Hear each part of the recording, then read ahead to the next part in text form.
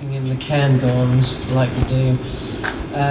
She wrote it in the 1940s, but it wasn't published for 30 years. It finally was published in 1977.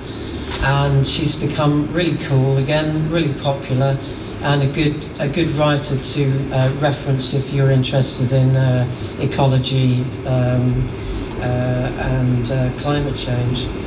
So her name, Nan Shepherd, worth looking up.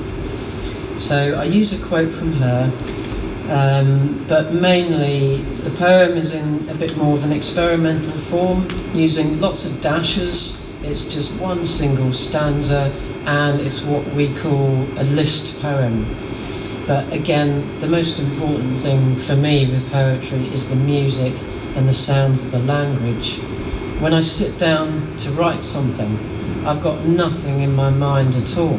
I'm just in the mood to write, but I don't know what I'm going to say. So I don't know how it works for songwriters, for lyricists, but the magic for me in poetry is the surprise of it. And what I do is basically just let language tell me what it wants to say. There's a certain inevitability when it comes to sound patterns in language. And if I've got a basic pattern going on, then the rest of the poem will just come from that. And what I like about that is I'm not forcing my own ego into the work. You know, I'm more kind of just trying to stay open and see what happens. So this poem, I think, is a fairly good example of that little writing practice. It was published earlier this year, actually, in the Journal of the English Association.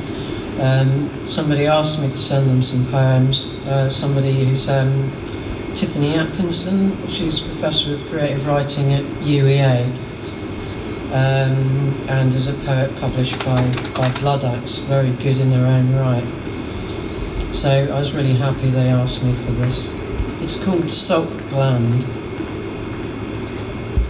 The body as heat, the body as poem, world as body, the body politic, body as climate, body of water, the otherness of bodies, body double, body image, urban dermatological stress of the body as pressure, chamber, ethereal bodies, planetary body, the body in space, body as water, poem as water, poem as mirror. In the mountains, the body may be said to think. The thinking body, mountainous.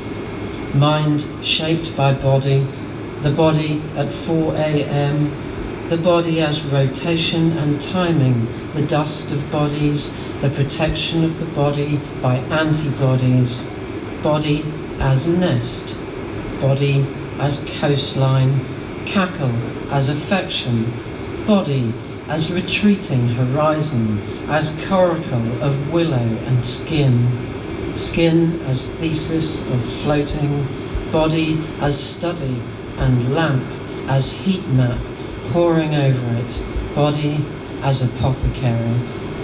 Thank you.